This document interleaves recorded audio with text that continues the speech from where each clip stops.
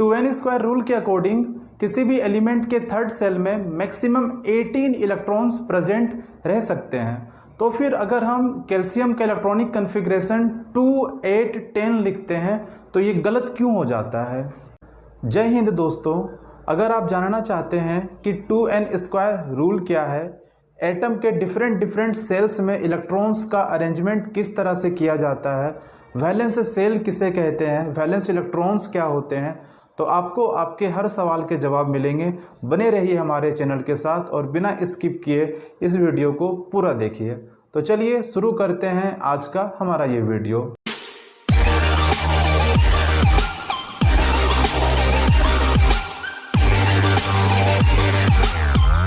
Atomic structure से related कई सारी थ्योरीज हैं, लेकिन आज हम जिस थ्योरी के बारे में पढ़ने जा रहे हैं वो है बोर-बरी का स्कीम।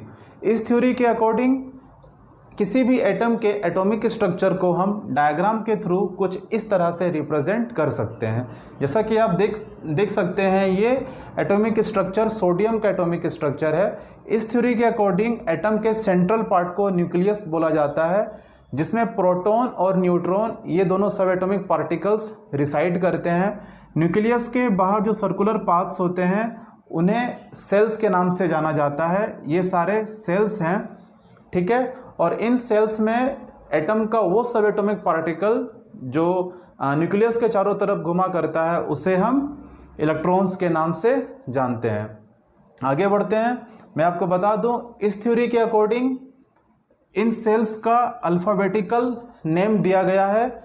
न्यूक्लियस से बाहर आते हुए इन सेल्स का नाम कुछ इस तरह से होता है, जैसे कि फर्स्ट सेल को, न्यूक्लियस से बाहर आते हुए फर्स्ट सेल को के सेल के नाम से जाना जाता है, सेकेंड सेल को एल, थर्ड सेल को एम, और कुछ इस तरह से ये अल्फ़ाबेटिकल नेम चलते रहता है।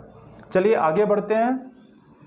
किसी भी एटम का जो सबसे लास्ट सेल होता है, किसी भी एटम का जो सबसे लास्ट सेल, या फिर यूँ कह लें कि किसी भी एटम का जो सबसे आउटर मोस्ट सेल होता है, उसे हम वैलेंस सेल के नाम से जानते हैं। तो वैलेंस सेल क्या है? The outermost shell of an atom is known as valence shell, ठीक है। फॉर एग्जाम्पल, अगर सोडियम के एटॉमिक स्ट्रक्चर का बात करें तो सोडियम के एटॉमिक स्ट्रक्चर में आप देख रहे हैं कितने सेल हैं? यहाँ पे 3 सेल हैं, के, एल, एम। तो सोडियम का वैलेंस सेल कौन सा हो गया? सोडियम का वैलेंस सेल हो गया एम, ठीक है। चलिए अब बात करते हैं वैलेंस इलेक्ट्रॉन के बारे में। वैलेंस इलेक्ट्रॉन क्या होता है? Number of electrons present in the valence shell of an atom. किसी भी एटम के वैलेंस सेल में, यानी कि आउटर मोस्ट सेल में जितने भी इलेक्ट्रॉन्स प्रेजेंट होते हैं उन्हें उस एटम का वैलेंस इलेक्ट्रॉन कहा जाता है। फिर से अगर बात करें सोडियम के एटॉमिक स्ट्रक्चर के बारे में, तो जैसा कि आप देख सकते हैं, सोडियम के आउटर मोस्ट सेल में या फिर वैलेंस सेल में कितने इलेक्ट्रॉन प्रेजेंट हैं? सिर्फ 1। तो इस हिसाब से सोडियम का वैलेंस इलेक्ट्रॉन कितना हो गया? सोडियम का वैलेंस इलेक्ट्रॉन हो गया 1। अब हम समझते हैं इलेक्ट्रॉनिक कन्फिग्रेशन क्या होता है। किसी भी एटम के एटॉमिक स्ट्रक्चर को जब हम रिप्रेजेंट करते हैं तो इलेक्ट्रॉनिक कन्फिग्रेशन के थ्रू हम ये रिप्रेजेंट करते हैं कि उसके डिफरेंट सेल्स में कितने नंबर ऑफ इलेक्ट्रॉन्स प्रेजेंट रह सकते हैं, ठीक है। इलेक्ट्रॉनिक कन्फिग्रेशन के थ्रू हम किसी भी एटम के एटॉमिक स्ट्रक्चर को रिप्रेजेंट करते वक्त उसके डिफरेंट सेल्स में, यानी कि फर्स्ट सेल, सेकेंड सेल और थर्ड सेल, इस तरह से हर सेल में कितने इलेक्ट्रॉन्स प्रेजेंट हो सकते हैं उसे हम रिप्रेजेंट करते हैं। इलेक्ट्रॉनिक कन्फिग्रेशन को और भी बेहतर तरीके से समझने के लिए हमें एक रूल को समझना पड़ेगा, जिसे हम कहते हैं 2n स्क्वायर रूल। और इस रूल को ये रूल बोर-बरी के द्वारा दिया गया रूल है, where n equal to number of shells, ठीक है। तो इस फॉर्मूले के हेल्प से हम ये कैलकुलेट करते हैं कि किसी भी एटम के डिफरेंट डिफरेंट सेल्स में मैक्सिमम कितने इलेक्ट्रॉन्स प्रेजेंट हो सकते हैं। ठीक है, और इस फॉर्मूले में n का मतलब क्या है? इस फॉर्मूले में n का मतलब है नंबर ऑफ सेल्स, यानी कि फर्स्ट सेल के लिए n का वैल्यू होगा 1, सेकेंड सेल के लिए n का वैल्यू 2, थर्ड सेल के लिए n का वैल्यू 3 और कुछ इस तरह से ही ये चलते रहेगा। तो चलिए समझने की कोशिश करते हैं। शुरू करते हैं फर्स्ट सेल से। किसी भी एटम का फर्स्ट सेल या फिर जिसे हम के सेल भी कह सकते हैं, इस सेल में मैक्सिमम कितने इलेक्ट्रॉन्स प्रेजेंट हो सकते हैं? तो किसी भी एटम के फर्स्ट सेल के लिए n का वैल्यू कितना हो गया? 1। तो अगर इस n के वैल्यू को अगर हम इस फॉर्मूले में पुट करते हैं तो यहाँ से टोटल वैल्यू कितना निकल के आएगा हमारा? 1 का स्क्वायर 1, यानी कि टोटल वैल्यू हमारा निकल के आता है 2। यानी कि इसका मतलब ये हुआ कि किसी भी एटम के फर्स्ट सेल में या फिर यूँ कह लीजिए कि के सेल में मैक्सिमम 2 इलेक्ट्रॉन्स प्रेजेंट हो सकते हैं। ठीक है, अब चलिए बात करते हैं सेकेंड सेल के बारे में। किसी भी एटम के सेकेंड सेल में मैक्सिमम कितने इलेक्ट्रॉन्स प्रेजेंट हो सकते हैं, जिसे हम एल सेल के भी नाम से जानते हैं। किसी भी एटम के सेकेंड सेल के लिए n का वैल्यू क्या होगा? n का वैल्यू होगा 2। तो इस n के वैल्यू को अगर हम इस फॉर्मूले में पुट करते हैं तो यहाँ से टोटल वैल्यू हमारा निकल कर क्या आएगा? 2 का स्क्वायर होता है 4, यानी कि किसी भी एटम के सेकेंड सेल में मैक्सिमम 8 इलेक्ट्रॉन्स प्रेजेंट हो सकते हैं। कुछ इसी तरह से आगे बढ़ते हुए अगर हम बात करें कि किसी भी एटम के थर्ड सेल में यानी कि एम सेल में कितने इलेक्ट्रॉन्स प्रेजेंट हो सकते हैं, मैक्सिमम नंबर ऑफ इलेक्ट्रॉन्स, तो थर्ड सेल के लिए n का वैल्यू हो जाता है 3। इस n के वैल्यू को अगर हम इस फॉर्मूले में पुट करते हैं तो टोटल क्या वैल्यू निकल कर आएगा? 3 का स्क्वायर होता है 9, यानी कि 18। इसका मतलब ये है कि किसी भी एटम के थर्ड सेल में मैक्सिमम 18 इलेक्ट्रॉन्स प्रेजेंट हो सकते हैं, इससे ज़्यादा नहीं। 18 से कम हो सकते हैं लेकिन 18 से ज़्यादा नहीं। कुछ इस तरीके से आप किसी भी एटम के फोर्थ सेल में, फिफ्थ सेल में, सिक्स्थ सेल में भी मैक्सिमम नंबर ऑफ इलेक्ट्रॉन्स को कैलकुलेट कर सकते हो। तो दोस्तों 2n² रूल के अकॉर्डिंग किसी भी एटम के सेल में मैक्सिमम कितने इलेक्ट्रॉन्स प्रेजेंट रह सकते हैं? 2। एल सेल में मैक्सिमम 8, एम सेल में मैक्सिमम 18 और कुछ इस तरह हम आगे के सेल्स में भी मैक्सिमम नंबर ऑफ इलेक्ट्रॉन्स को 2n² के फॉर्मूले से कैलकुलेट कर सकते हैं। 2n² के रूल को समझने के बाद अब हम वापस आते हैं इलेक्ट्रॉनिक कन्फिग्रेशन की तरफ और समझने की कोशिश करते हैं कि इस फॉर्मूले को अप्लाई करके हम कैसे किसी भी एटम के इलेक्ट्रॉनिक कन्फिग्रेशन को लिख सकते हैं। उसके पहले मैं आपको बोरबरी के कुछ और रूल्स को बता दूं।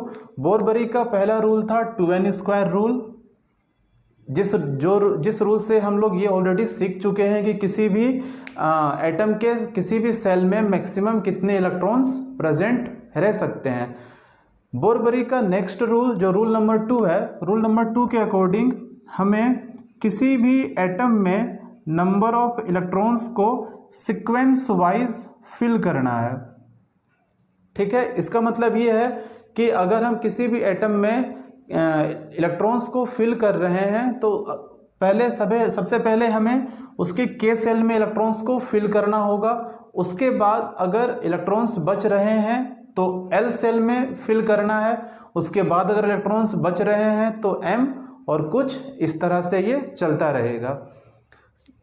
बोरबरी का थर्ड रूल जो बहुत इंपॉर्टेंट रूल है, इस रूल के अकॉर्डिंग किसी भी एटम के वैलेंस सेल में यानी कि किसी भी एटम के आउटर मोस्ट सेल में मैक्सिमम कितने इलेक्ट्रॉन्स हो सकते हैं? मैक्सिमम 8 इलेक्ट्रॉन्स हो सकते हैं। किसी भी एटम के आउटर मोस्ट सेल में मैक्सिमम 8 इलेक्ट्रॉन्स हो सकते हैं।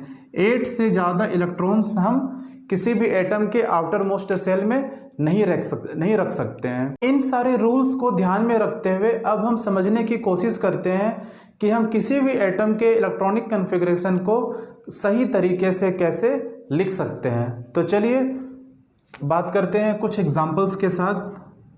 फर्स्ट एग्जांपल लेते हैं कार्बन का। कार्बन जिसका सिंबल होता है C और कार्बन का एटॉमिक नंबर होता है 6। अगर हमें किसी भी एटम का एटॉमिक नंबर पता हो तो ही हम इलेक्ट्रॉनिक कॉन्फ़िगरेशन को लिख सकते हैं। अगर एटॉमिक नंबर पता हो या नंबर ऑफ इलेक्ट्रॉन्स पता हो तो हम उसके इलेक्ट्रॉनिक कॉन्फ़िगरेशन को आसानी से लिख सकते हैं। तो इस हिसाब से कार्बन का इलेक्ट्रॉनिक कॉन्फ़िगरेशन क्या होना चाहिए? फर्स्ट सेल में मैक्सिमम कितने इलेक्ट्रॉन्स हो सकते हैं? 2। रिमेनिंग कितने इलेक्ट्रॉन्स बचे? 4। तो ये हो गया कार्बन का इलेक्ट्रॉनिक कॉन्फ़िगरेशन। फर्स्ट सेल में 2, सेकेंड सेल में 4। और कुछ बात करते हैं। नेक्स्ट एग्जांपल लेते हैं सोडियम का। सोडियम का एटॉमिक नंबर, सोडियम का सिंबल होता है Na और एटॉमिक नंबर है 11। तो कुछ इस तरह से सोडियम का इलेक्ट्रॉनिक कॉन्फ़िगरेशन क्या होना चाहिए? फर्स्ट सेल में मैक्सिमम 2, सेकेंड सेल में मैक्सिमम 8। अब कितने इलेक्ट्रॉन्स बचे? 1, 2, 8, 10 और एक बचे तो 1। तो कुछ इस तरह से ये हो गया सोडियम का इलेक्ट्रॉनिक कॉन्फ़िगरेशन। फर्स्ट सेल में 2, सेकेंड सेल में 8, थर्ड सेल में 1। आगे बढ़ते हैं और अब बात करते हैं एल्यूमिनियम के बारे में।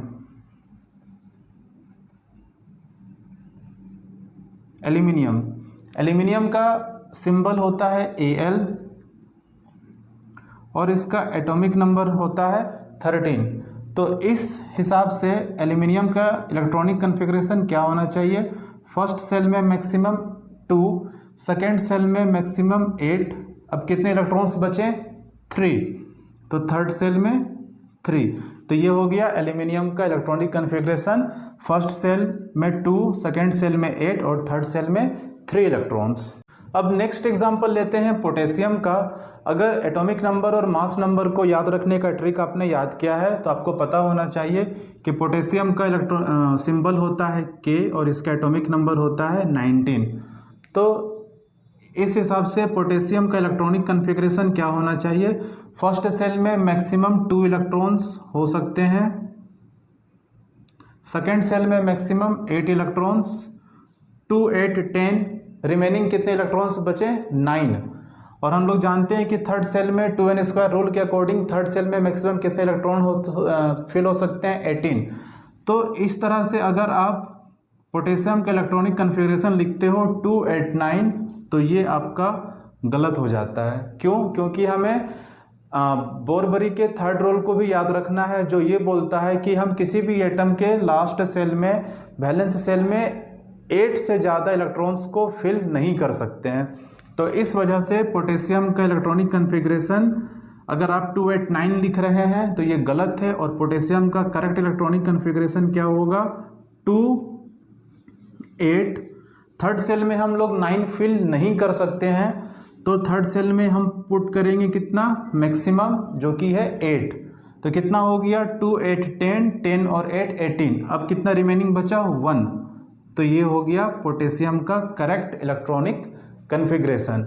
कुछ इसी तरह से अगर बात करें कैल्शियम के बारे में तो कैल्शियम का सिंबल होता है Ca और इसका एटॉमिक नंबर होता है 20।